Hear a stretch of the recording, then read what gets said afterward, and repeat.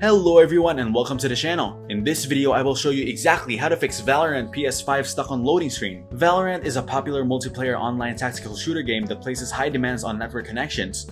Whether it's experiencing a stuck loading screen, high latency, or packet loss, optimizing the network connection is crucial for a smooth gaming experience. The best solution for network optimization is to use LagoFast. LagoFast Game Booster is an application specifically designed to address game network connection issues by optimizing network paths and reducing latency.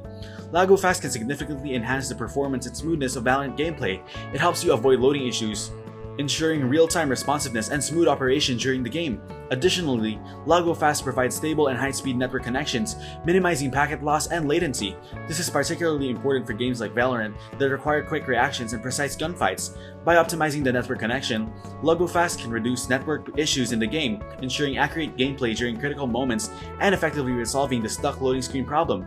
First, click the free trial button to download and install LagoFast. Now type Valorant in the search box and click on it. Search your needed server and click the boost button, then you can enjoy the fast gaming. Then you will find that the stuck on loading screen issue has been effectively resolved.